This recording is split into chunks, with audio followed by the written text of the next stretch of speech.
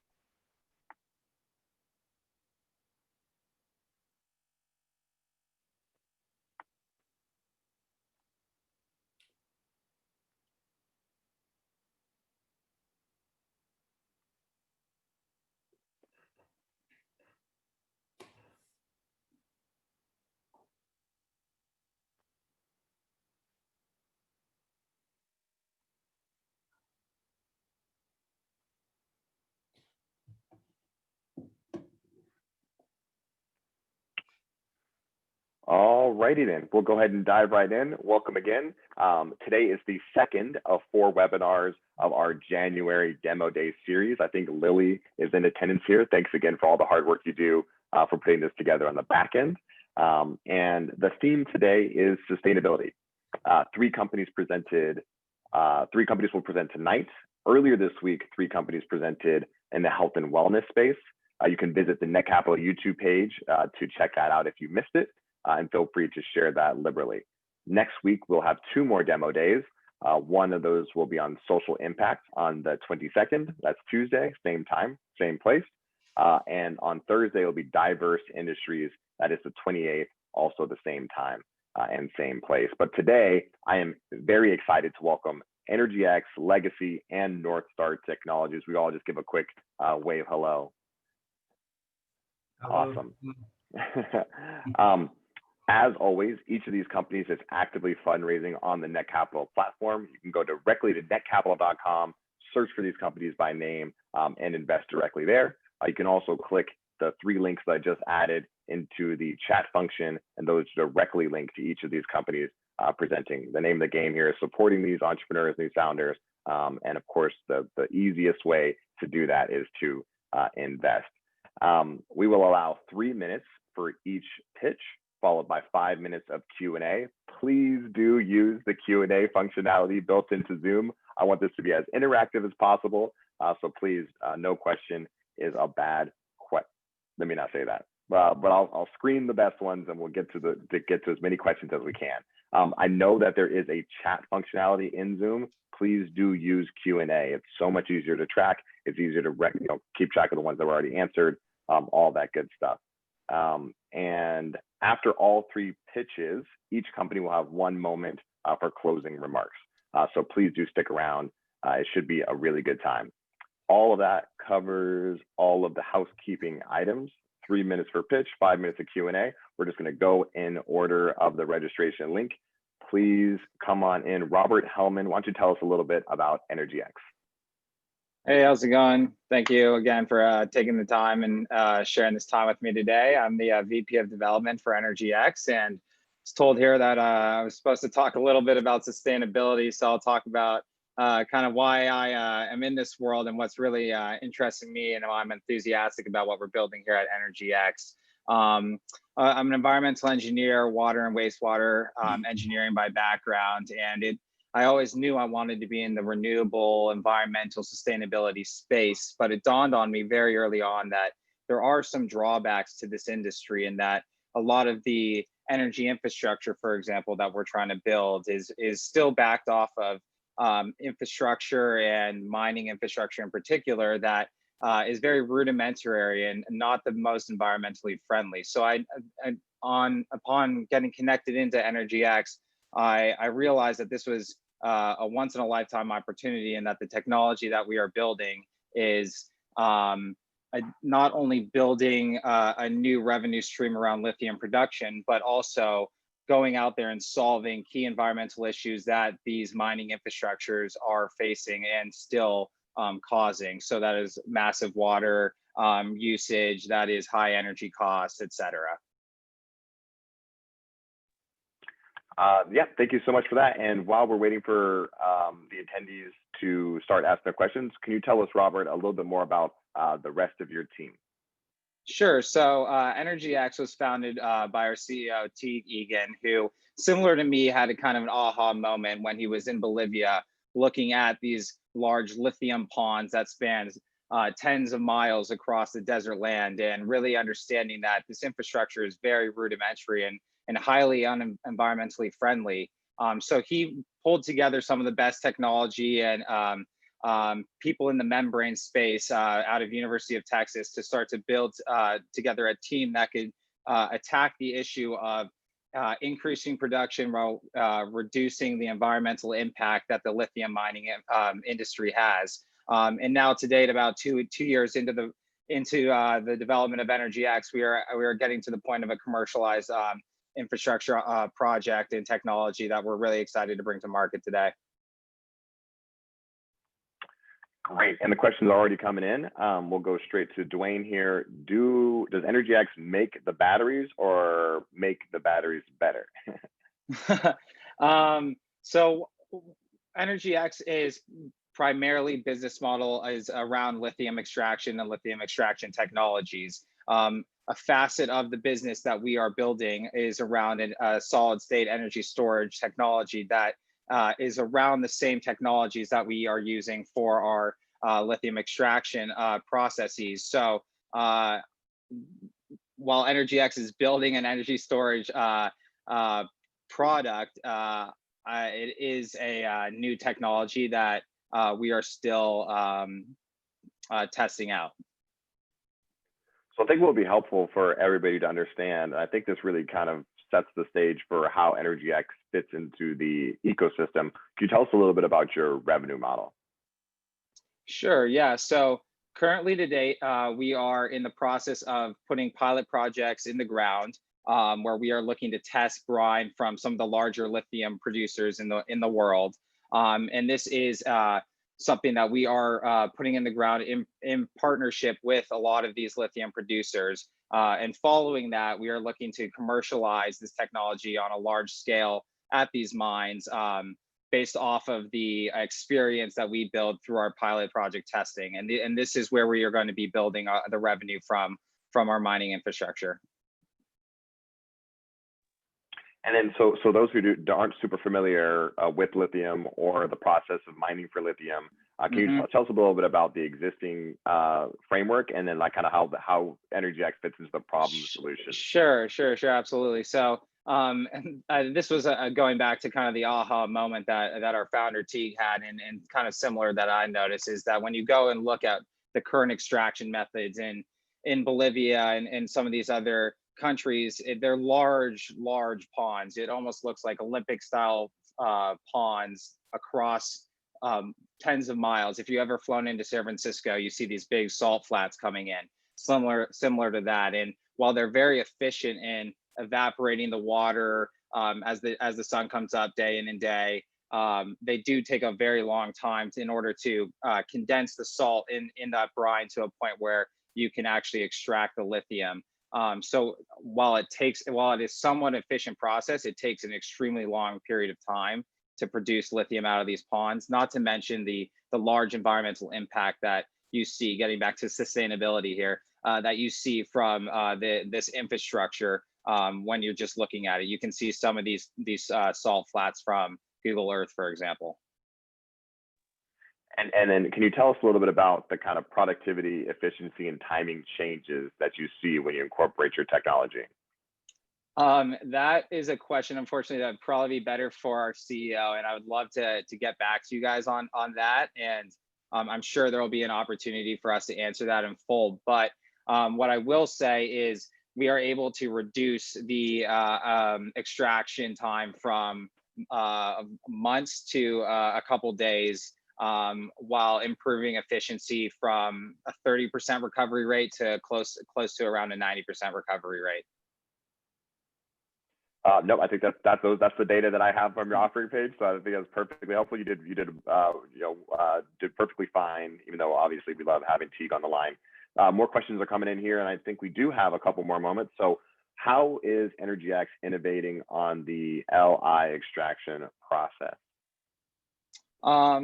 So we Oh, that's are. lithium. I'm sorry, I'm not a chemist. The lithium extraction process. Again, another question probably better suited for our scientists, but I don't want to divulge too much of the recipe here, but we're working with a one of a kind technology that I think is really primed to disrupt the market. The technology itself, like I was saying earlier, is in its latent stages of development, close to commercialization. So that's why I'm extremely enthusiastic in the business development world, being able to soon apply this technology to actual mines and infrastructure and getting our hands dirty. But again, it's a one of a kind technology that I'm sure we'll be able to divulge a little bit more sooner rather than later here. Yeah, and this will probably about to be the last question. We're coming up on the end of time here, and do remember everyone that once you go to the Netcapital platform and look at these offering pages, there is a discussion board for Q&A. So if we're not able to get to your questions here, hopefully this was enough to kind of get you get to see some of the people behind the scenes and learn a little bit about the companies. But that's a great place to go for more information. So we'll end on this one, Robert. Can the process be used in recycling spent batteries or fuel cells as well? That's a great question. I do not believe so, but depending on how the spent batteries are recycled and kind of those processes, I think that there may be application for it. Sure, absolutely.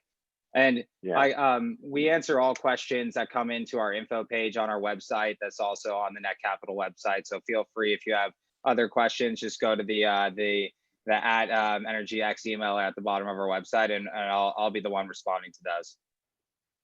Yeah, and I'd also like to mention that the full Q&A that I did with their CEO, Teague Egan, is under their update section of their offering page as well. So you can go there for a little bit more of the scientific background, as well as a deeper dive into the market size and some more details like that. So Robert, thank you so much for joining us. Please do stick around for closing remarks, but in the interest of time, we will keep the party going with legacy. So if thank you. Yeah, thank you. Joanna, I think you're actually leading the conversation on this. Come on in, Joanna. Tell us about legacy, please. Hi, everyone. Thanks for joining us today. My name is Johanna Sixel. I'm the CMO at Legacy, our product Aeon Charge. I'm a senior at Purdue University, and most of my kind of peers at Aeon Charge have kind of an academic student background. So we're quite a young set of founders, so to say. And Aeon Charge is a product that's going to be in the electric vehicle charging space, kind of transforming the user experience for EV drivers in terms of accessing charging and usability in that space. And I'm here today with our CEO, Dewey. Thank you, and Dewey, it's great to have you on the line here. Dewey, could you tell us a little bit about your background and some of the rest of the team? Yes, hi. So currently we have 4 people in the team. We have me as the CEO, and then we have my friend Lynn as the COO, and then we have Johanna as our CMO, and then lastly we have Christopher Jing as our CFO.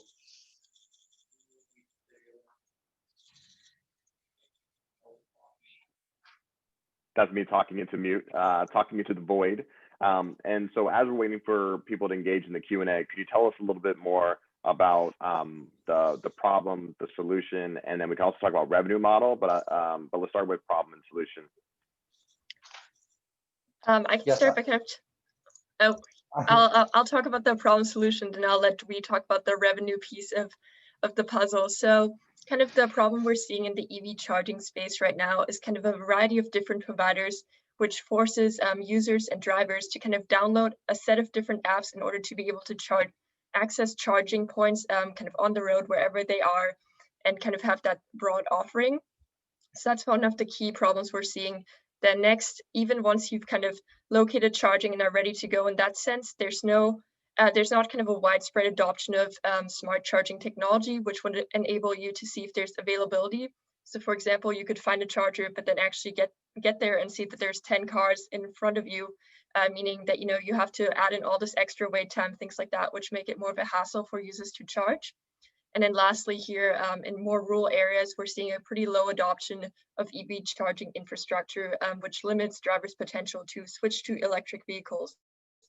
And the way we're solving this problem at Aeon Charge is through our app. We're first of all enabling drivers to access charging points from a variety of providers all in one place.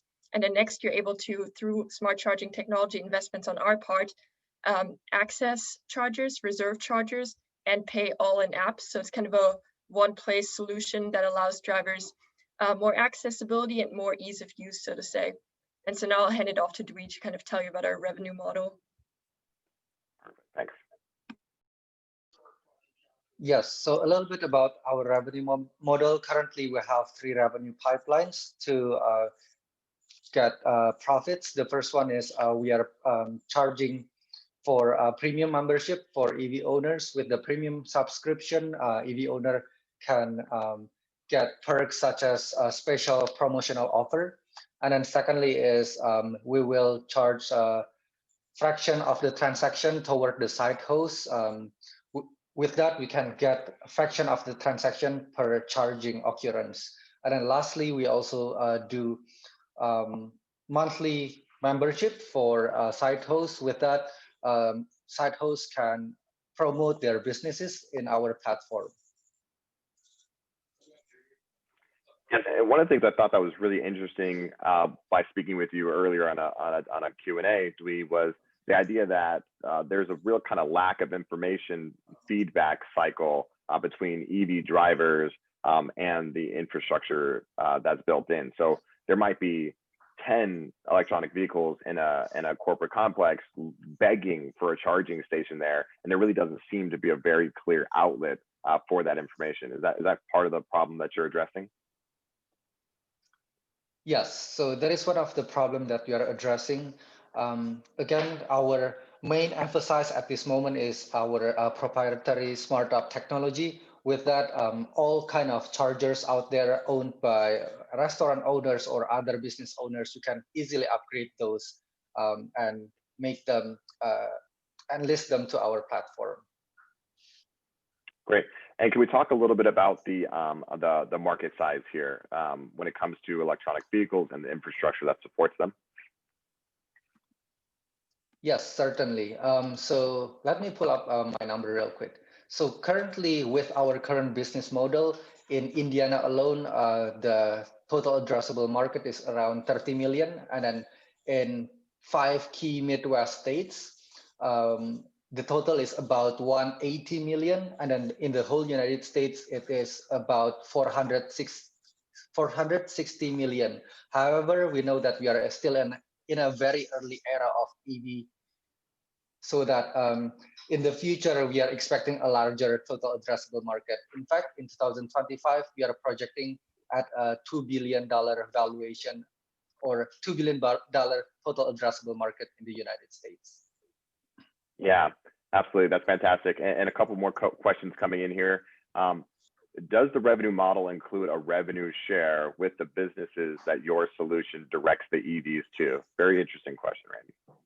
Yes, so we include revenue share with the site hosts, including the business owners that I mentioned earlier. So with our model, we want that if the EV owner wants to charge and then pay manually to the business owner, it will be the exact same price if they pay through our app. So that we will take the fraction of the transaction from the site hosts rather than EV owners. And extending on the financial model question, if your revenue model is successful, is there any way to keep competitors from copying it? So a little bit of a defensibility question as well. Yes, so regardless the business model, I think there is no way for us to protect the business model. However, for our smart app technology, at this moment, we are trying to protect it with IP and several other trademarks as well.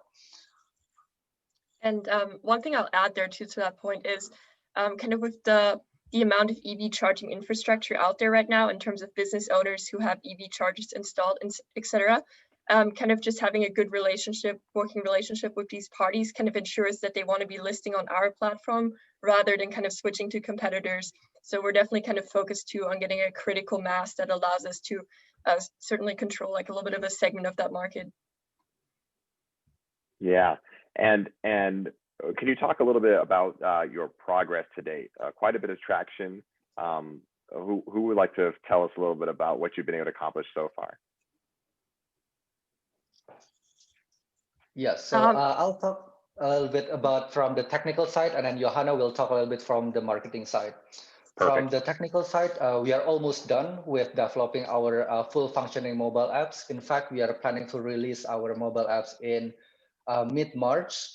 We will test run everything at this moment, including getting some feedback from early adopters, and then yeah, we will launch in mid-March. So yeah. Great. Yeah, and I can definitely share some data here on the marketing side and also our outreach to potential customers. So what we're seeing is really great growth kind of month over month.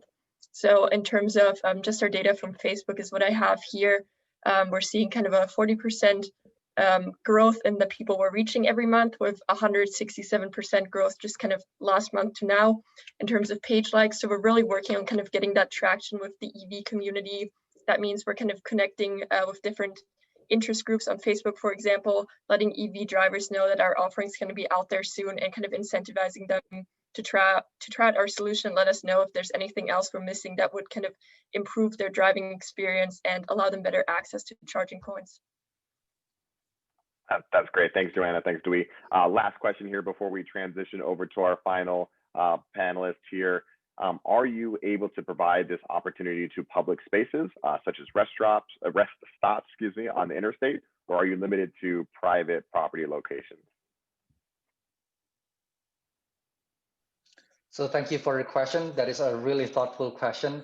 At this moment, we are focusing on private sectors, for example, like restaurants. The reason is we want to make sure that we can deploy our software without any issue.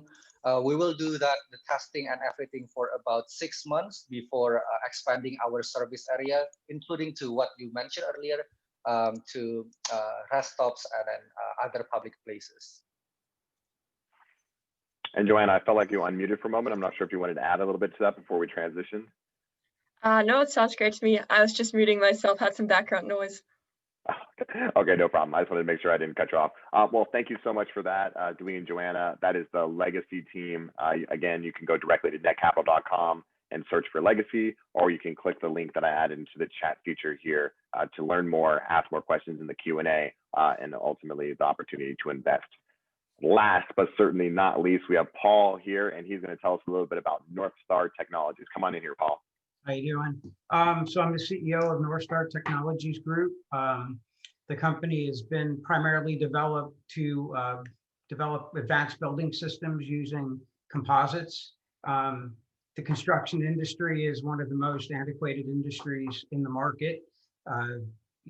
Materials advance, windows advance, sidings advance, but building shells have not advanced in hundreds of years. So trying to meet sustainability goals of LEED Platinum, carbon net zero are unattainable long range with inadequate building systems. So North Star has developed a building system that we've been going through numerous generations through the years.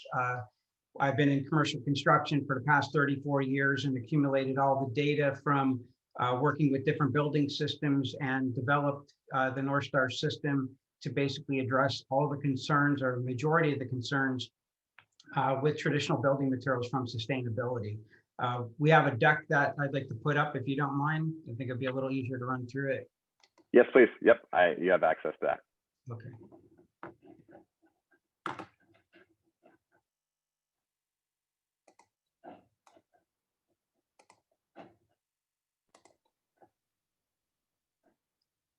Is that sharing? Yes, we can see it. Okay. If there's a way to go into full, perfect. There you go. Better? Okay. So North Star Technologies, again, our whole premise of the company, we've developed a building system using fiber and reinforced technology. Fiber reinforcement has been used extensively in aerospace, automotive manufacturing, civil engineering for bridges. What we've done is we've basically taken the fiber reinforced polymer and created an advanced building system with it, both for commercial and residential purposes.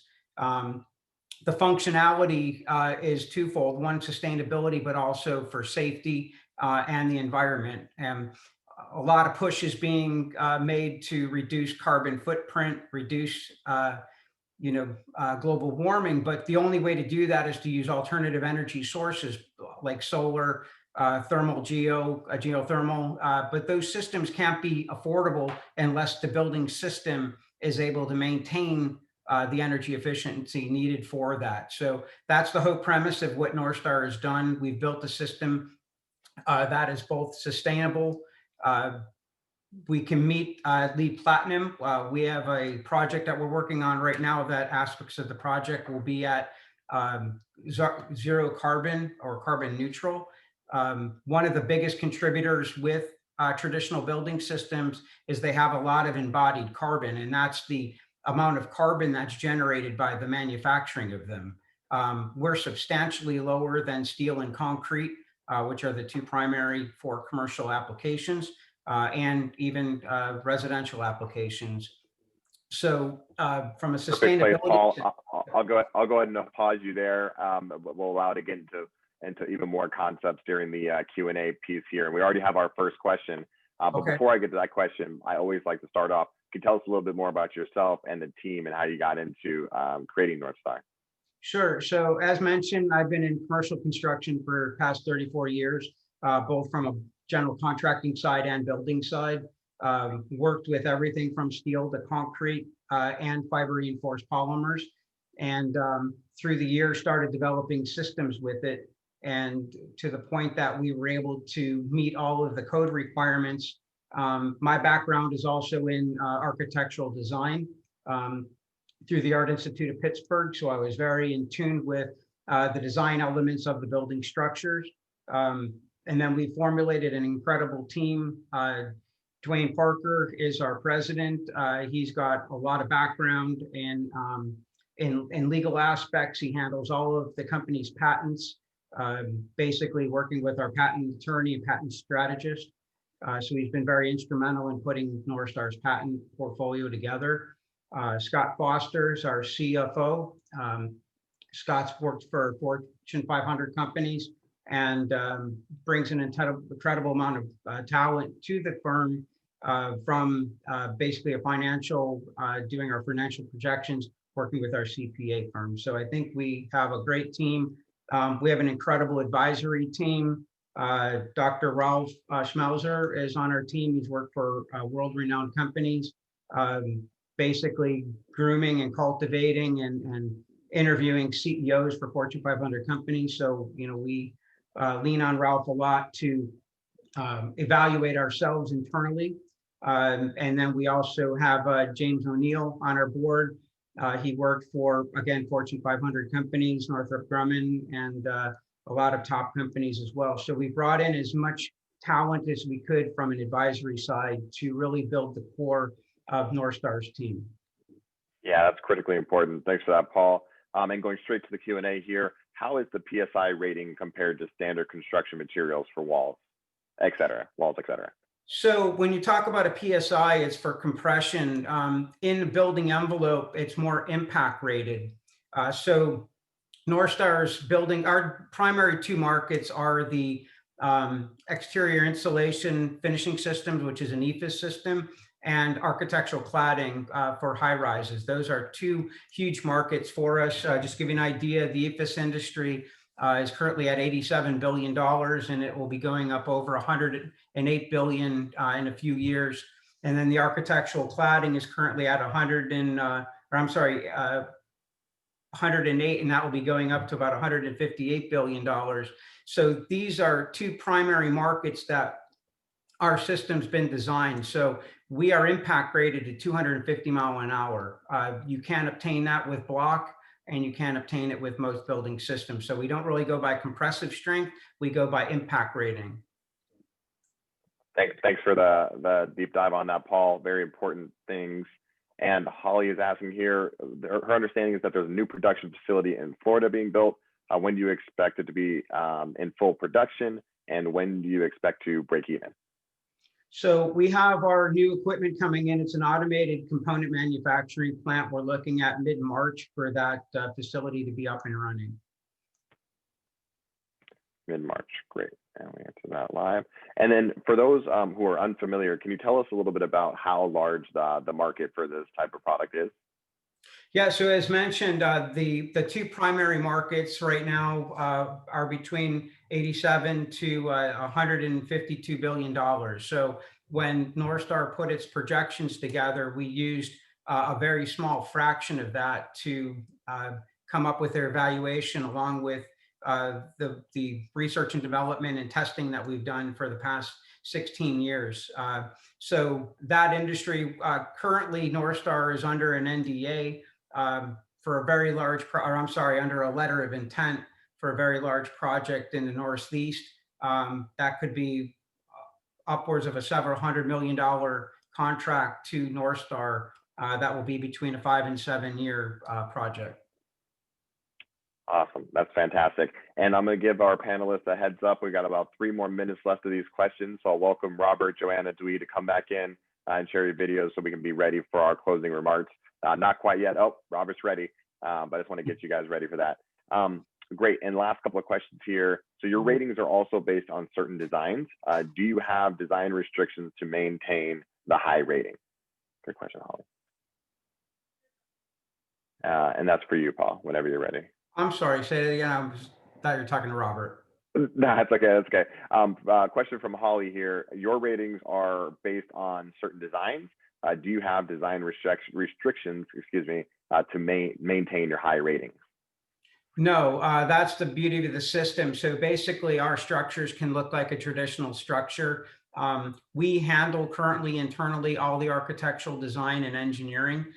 So we also have a construction side of the company. So we are able to basically provide turnkey design, engineer, manufacture, build, but those designs can be of any shape, size, or style. Good to know. Good to know. And potentially lastly, but we'll see, what type of energy efficiency ratings can it provide? Keeping heat in when it's cold, keeping cold out, keeping cold in when it's hot, etc. Yeah, great question. So when we did our, we've attained the Florida product approval. In that, we had to go through cyclonic cycling for wind, air, and water. And what we did is we tested without a finish coat system on it. Pretty much has never been done before. The testing lab didn't think we would be able to do it, but we had 0 water, 0 air permeability without a finish coat. So we don't rely on a finish to keep the air and water out of the system. And then from an energy efficiency side, we will range at a minimum of R24 in our walls to R42. And then in this last minute here, can you just tell us really quickly about your revenue model? Sure. So our revenue model, we basically generate revenue through design and engineering, through the manufacturing process. We've also in our Netcapital deck also have a licensing model in there. At this point, we chose to go the manufacturing route internally to maximize revenue on all the projects that we currently have in our pipeline. And I think we're going to sneak one more in there. Do you see specific requirements in the housing industry to rebuild in high impact areas for hurricanes and tornadoes? Very interesting. Yeah, great question. So right now, FEMA, as you know, or may not know, is very, very restricted at what they can do. FEMA was not designed for rebuilding all these areas. They're for emergency management. So there's a lot of coastal, we perform extremely well in coastal areas. Actually, our Florida product approval, we have what's called an exposure D, which will allow our system, even on a high rise, but a home, basically direct impact of 250 mile an hour impact rating, which is basically a projectile from a 250 mile an hour EF5 ground tornado. So we have a whole line of residential products currently in market that we're putting out. And those designs are done all in-house, and they're totally designed to be net zero. Great, and I will stop you there. Thank you so much, Paul. And here's the last little piece of our scheduled programming here, closing remarks. So I think it's helpful, and we'll go in reverse order here. Struggling today on those words. We're going in reverse order. So Paul, if you would start us off, and then we'll go with Joanna and Dewey and finish off with Robert. And the topic here is last thing that everybody needs to hear. Why should they go directly to your Netcapital page right now and invest? So Paul, why don't you start us off? There you go. North Star is reinventing the construction industry. We're bringing it into the new technologies, both for sustainability, safety, and we're able to do that on a residential level and commercial as well as military level. So new technologies, this is the future of construction. Thank you so much for that, Paul. And Joanna, do you want to come on in here and tell us lastly, why should somebody go directly to your page and invest right now? Yeah, for sure. I encourage everyone to check out our page. I think the EV space, as most of us have heard in the news, etc., is really a growing space right now. And as kind of a young company with really focused and ambitious team members, we're quite agile and ready to kind of get in there and get our piece of the pie. We have a really compelling kind of product offering here, something that's missing on the market right now. And yeah, I definitely encourage you to check it out. If you have any further questions, please do feel free to reach out to our team. We're happy to chat with you further, answer any questions. And yeah, thank you for your time today. Thanks, Joanna. And then Robert, if you could bring us home, why should the attendees invest in EnergyX?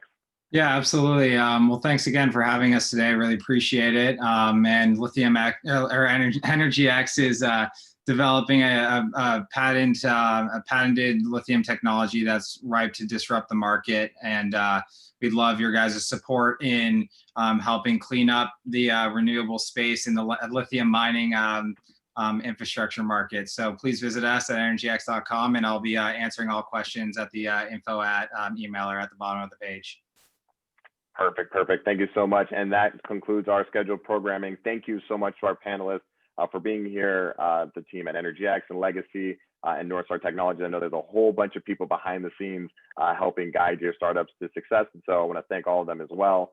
I want to thank all the attendees for taking some time out of your Thursday evening to be with us. And of course, I need to remind you that we do have 2 more demo days as part of our January Demo Day series. One on next Tuesday and then one on next Thursday as well. And those will be covering social impact and diverse industries respectively. So do continue to follow along in our newsletter and check those out as well. This has been recorded and will be on Netcapital's YouTube account. So you can definitely go into that, review this, and share that with your friends as well. So thanks again for everybody for joining us, and enjoy the rest of the evening. Great, thank you. Thank you.